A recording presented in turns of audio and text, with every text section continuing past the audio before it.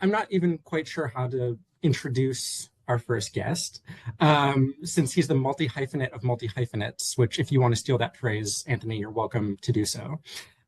You all know him as the star countertenor who has graced the Met stage most recently in the title roles of Gluck's Orfeo ed Eurydice, which we loved last season, and Philip Glass's Akhenaten, which was part of our HD Live in Schools curriculum, I believe in the 2021-22 season. We did lots of juggling. He is also, as many of you may know, as of this year, the general director and president of Opera Philadelphia. I'm not sure how he has time to do that, but obviously he's making it work. And this season, in addition to all that, he returned to Boston Lyric Opera to produce and star in The Seasons, a new work incorporating the music of Vivaldi, co-created and written by the renowned playwright and poet Sarah Rule. Some of you might remember Sarah Rule from Eurydice a few seasons ago. And he also recently finished a run at Detroit Opera as the title role in Handel's Rinaldo. Perhaps the most insane thing he has done, at least in recent memory, was that he also starred in a one-man rendition of Mozart's Le Nozze di Figaro. And this was part of the inaugural season of a venue in New York City called Little Island, which is literally a little island just off the West Side Highway in New York City. And in this production, Anthony performed all of the principal roles in the opera. It was a condensed version of the opera, 90 minutes, not 3.5 hours. And you have to see it to believe it. So I'm going to show you a short clip of the chaos that ensued, and then we're going to debrief about all things Mozart and Figaro. I'm Anthony Roth Costanzo. I'm an opera singer, and I'm singing all of the lead roles in The Marriage of Figaro.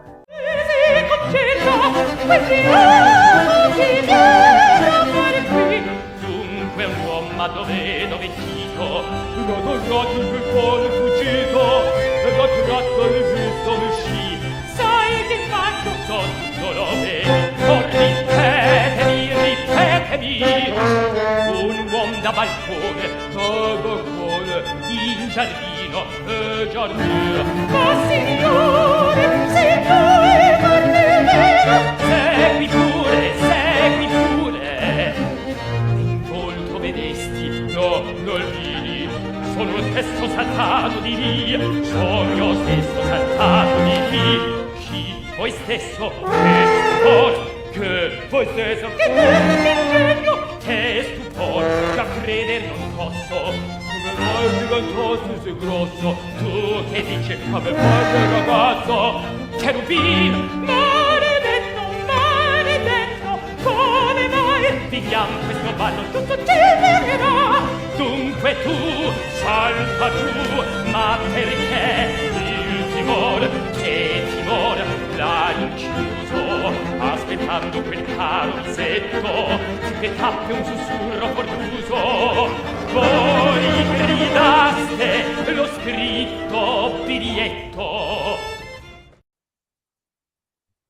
Yes, that was a trampoline built into the stage. I think my first question is why? Why would you do that to yourself? Where does the idea to do a one-man Nozze di Figaro come from?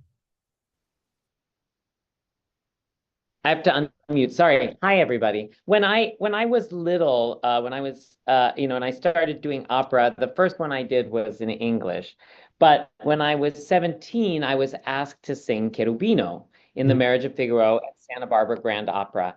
And I'd never done an opera in Italian. I was terrified, and I listened to the recording over and over and over again. I had one recording with like Kiri Takanawa and Cheryl Mills. It was a great recording. And I learned the Italian kind of phonetically. And I not only learned my part, but I kind of learned every part. And I was so young and eager that as we did the rehearsals, I remember everyone's lines would get stuck in my head, and I would sing them like a crazy teenager all around the house. And so I was working with the assistant conductor, and he said to me, one day we should make a recording of you singing all of the roles. It would be so nuts. And that always stuck in my head. And then, the way things work practically in the world is the head of the director of Little Island, the artistic director is his title. He called me because they had a different opera planned, and he really wanted to do an opera, but that opera was canceled. There, things fell through or whatever. And he said, we need an idea. We have to do something. And he said, do you have any ideas? And so I started, recommending things that had nothing to do with me, that were obscure operas and all this. And then he said, no, it's got to be something everybody knows, but done in a totally different way. And I was thinking, and he said, and not too expensive, not too many people, we can't have a whole chorus, all of these things. And I was just like, wait a minute, this idea came back to me of doing the Marriage of Figaro and doing every role. And the idea of Cherubino, this young, very amorous teenager who's so eager, that's who I was at 17. And I wanted to do all of these roles. I wanted to be all of these people. And I think the countertenor voice does raise these questions of identity, of gender, of who we are and how we express who we are. So it seemed actually under the surface and under the gimmick of it all, like a really interesting and fun idea. That's so funny because I was going to ask you, and now I know the answer, why Figaro as opposed to Barber of Seville or a different Mozart comedy. But it's interesting to learn that Figaro was your first non-English opera and that it's always sort of stuck with you. I do want to ask about Cherubino because we're going to talk about pants roles later tonight. And it's interesting because when you're doing Cherubino as a countertenor, you're a man singing a role for a woman dressed as a man who then dresses up as a woman in the opera. So I'm wondering if you could talk a little bit about how gender works in Nozze and what is funny and interesting about Mozart's handling of that aspect of the opera. Well, I think, historical context is always important. So you're coming from a time when Shakespeare was done only by men, even the women's parts. So, that was in people's consciousness. And then in Baroque times, you had women playing men and men playing women because of castrated men and the castrati in the 18th century and of course before that. So when you get to Mozart, first, of course, Figaro starts with Beaumarchais, right? And Beaumarchais is actually writing for a company of actors, unlike, opera, which was pulling singers from different places. And in that company, though Beaumarchais writes the play for an adolescent boy, there is no boy. So it is written for, it is played by a young woman or a woman who looks like a boy. And that, as you say, makes it funny because in the show, the woman is dressed up as the boy, and then the boy dresses up as the woman. And so there was a kind of titillation about that. And I think when De Ponte, the librettist of Marriage of Figaro, went to write it, he actually, with Mozart, decided to do the same thing Beaumarchais did. And it wasn't really written to be sung by a man, although when they wrote it, they were not so far removed from the time of castrati. There were still castrati around, and there was still that idea of high-voiced males. But I think that this idea that we're playing with a woman dressing up as a man, and then I took that one step further for our modern age and made it a man dressing up as a woman, dressing up as a man, dressing up as a woman. How many layers of that are there? I think it's really fun. I also think that the relationship between pitch and gender is a really interesting one. And then to put identity into that, we tend to associate low with masculine and high with feminine.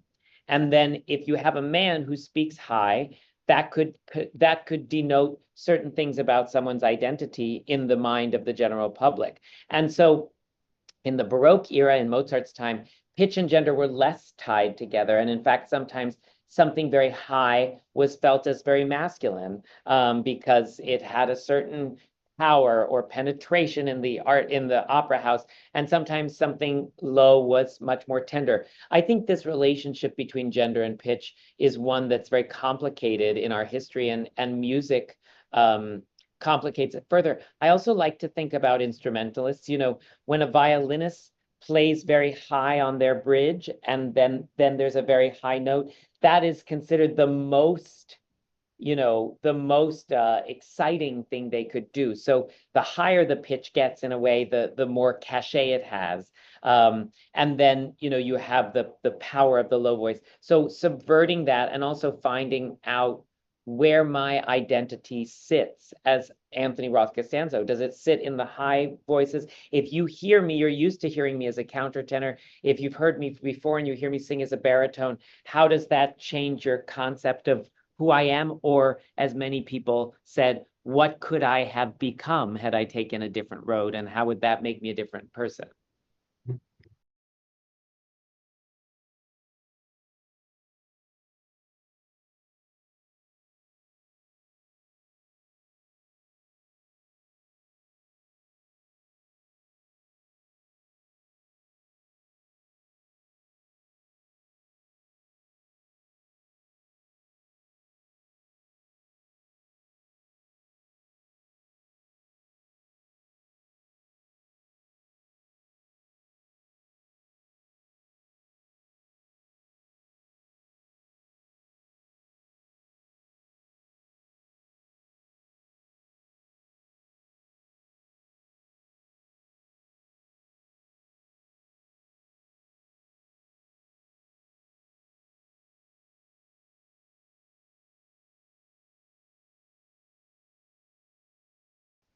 It was a really painstaking process because every bit you cut, you go, no, but I love that part. So it was a combination of things. First of all, what can I sing best? So let's not let go of that.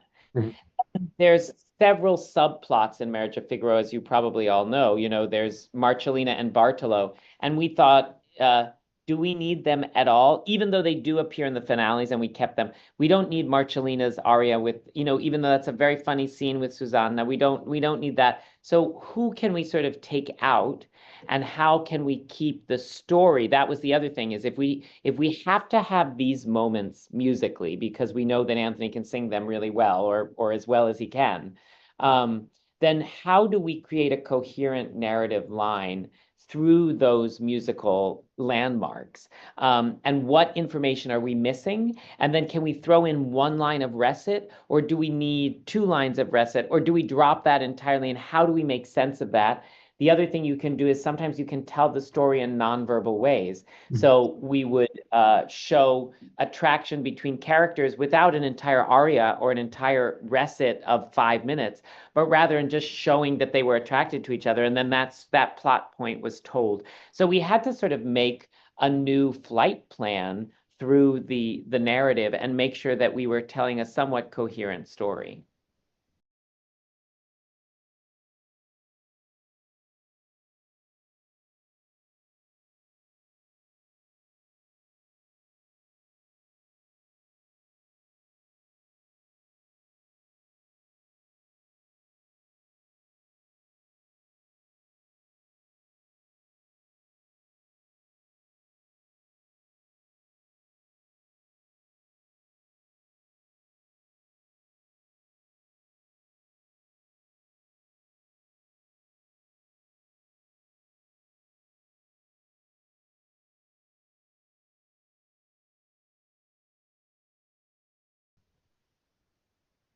You know, opera is this amazing collision of disciplines, and I feel like we often think of it as a fixed medium, but it is actually quite malleable in that it's bringing together drama and it's bringing together theater and music and then fashion and art and all these different things. So if you imagine that now most people know the Marriage of Figaro because of Mozart and Da Ponte, and they think of their particular coloring of it. It's fun in a way to strip it back to how truly revolutionary that play was. The music both adds emotion, and I think it subtracts some politics from Beaumarchais' original intention.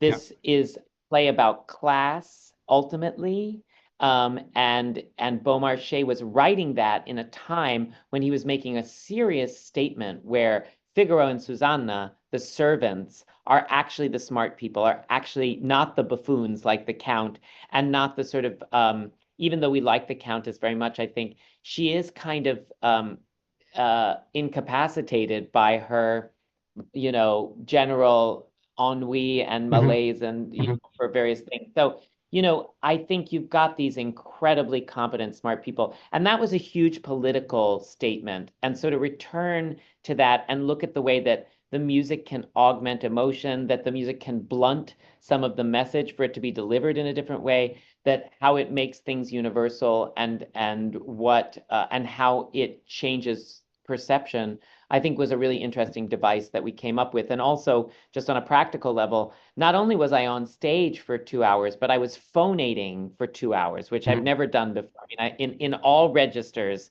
high to low, and that was the really difficult part. And we knew that I needed some kind of break, but we also didn't want to let people go from the thing because it's like the souffle would fall. And so we had to come up with a way to give me at least 3 minutes to not be phonating, because literally otherwise my vocal cords never stopped. So it was again, sometimes art is born of practicality. Yeah. I wonder, you talk about having this idea in your head of the one person Figaro since you were 17.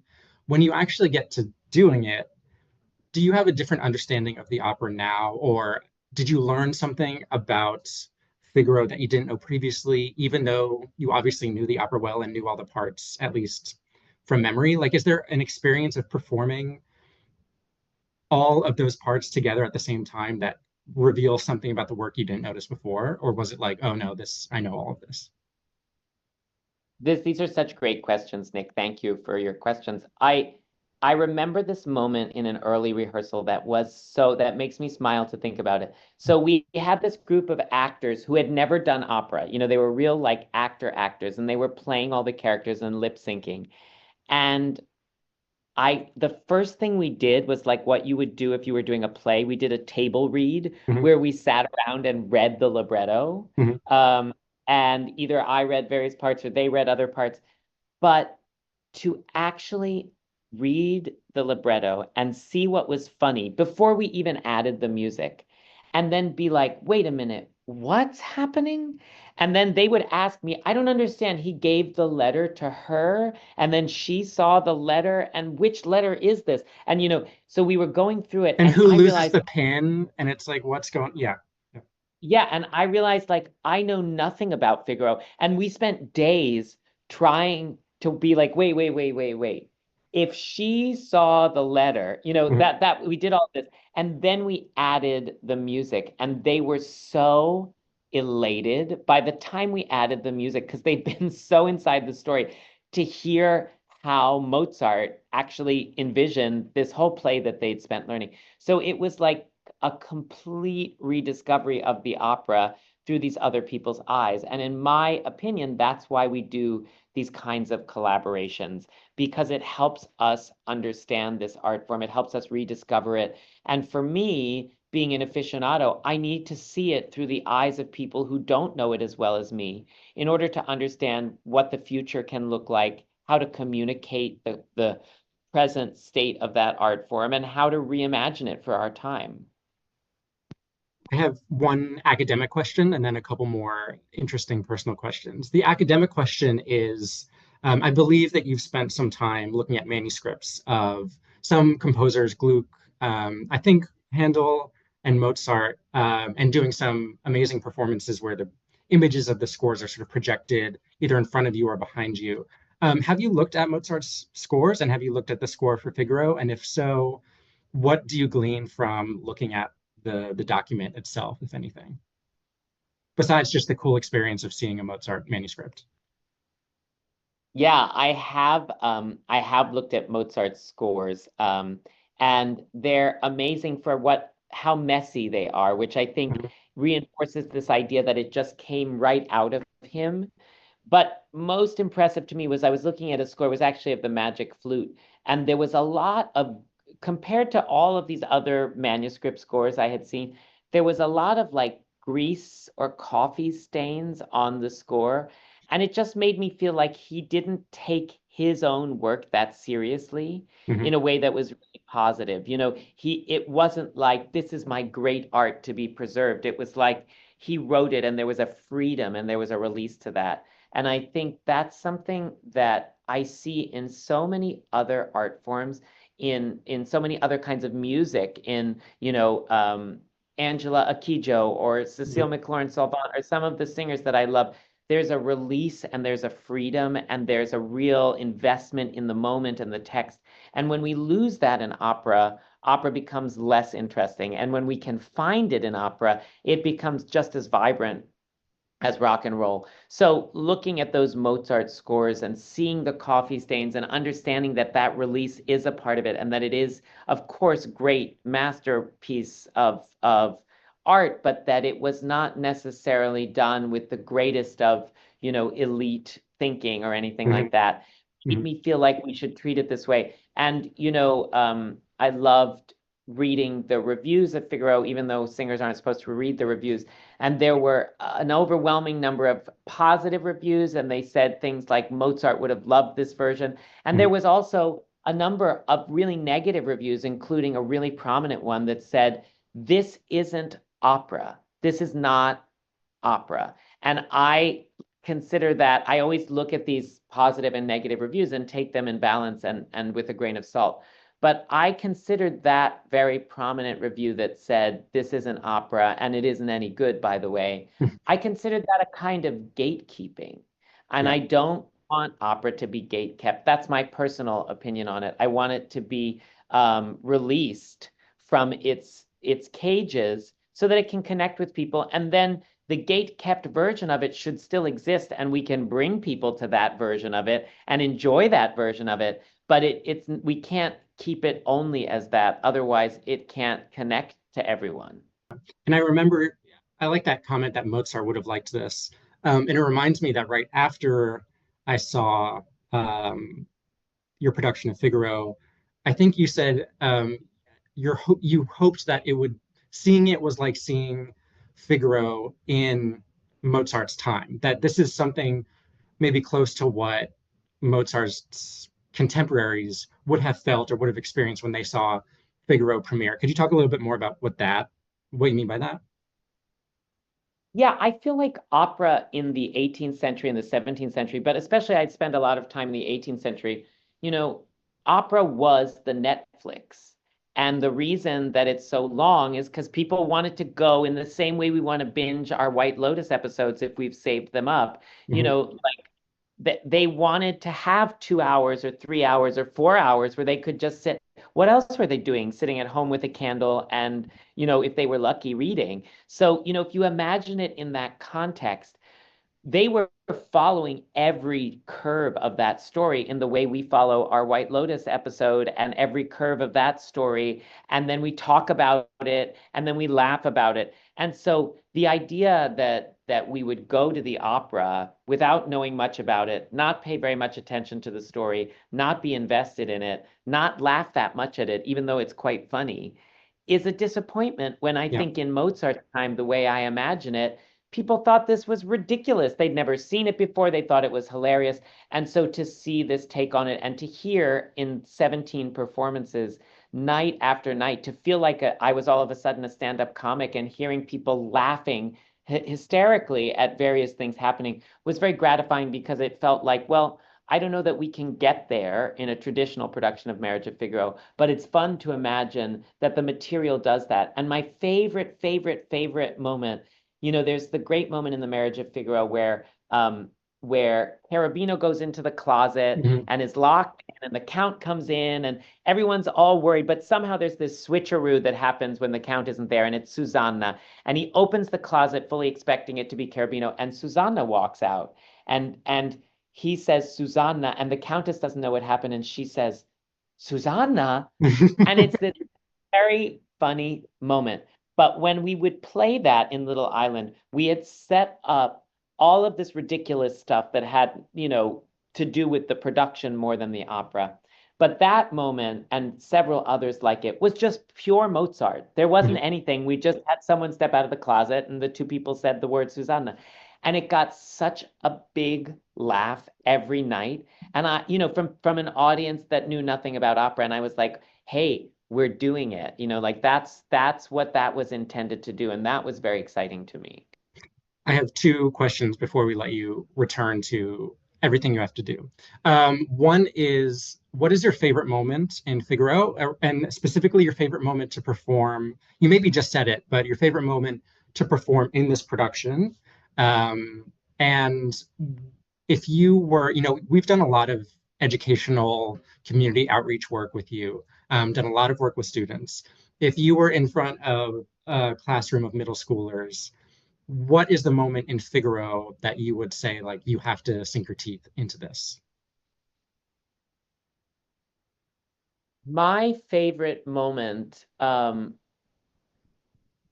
was actually, I mean, I loved, there was so many things. I loved the end that you just showed of Act Two, where Yeah. I was singing all of the parts and I was sweating so much. You couldn't see it in that clip, but it was so hot and humid outside, and I was so exhausted. I was just like pouring sweat, which I never do. And it was very, I mean, it was an experience unlike anything. But I would say that the moment that for students is so beautiful and is so affecting is at the very, very end, Mhm. where everything is concluded and the count finally has this moment of contrition and says, Contessa perdono, will you forgive me? And it is the most beautiful music in the way only Mozart could do, with just one very, very simple line and almost nothing else happening. That's such a special moment, and it's so special that an artist once made a performance art piece where that one section repeated for like 24 hours. Mhm. It's a kind of iconic moment. It's the moment we all wait for, that happens so rarely. A relationship, whether it's with a family member or whether it's with a loved one, where they actually say, I'm sorry. Mhm. That never happened. You know what I mean? So it's very gratifying to see it and say, I was wrong. I was being, a terrible person, and please forgive me. Mhm. Yeah, that's so interesting because most of the consensus on Figaro and its relation to the Beaumarchais play seems to be that, yes, Mozart, as you've suggested already, defangs some of the political critique, but it's much more interested in human relations and character development, and it's much more intimate and emotional in a way that maybe the Beaumarchais play isn't. So that seems like a perfect sort of encapsulation of that. Also, was it the end of Act Two when you were using the looping pedal to do the sextet at the end of Act Two, which is one of the best examples of like polyphonic writing anywhere. And I remember watching you do that and thinking, where are the voices coming from? And then realized you had a looping pedal and you were just singing over yourself 6 times. That was magical. It was incredible. Well, thank you. It was really fun. I wish I could do it for you all right now, but I can't. We could make it happen. We've done more with less. So thank you, Anthony, for being with us. We appreciate you and everything you do for opera and for the Met and for the art of Mozart. And we wish you well and hope to see you soon.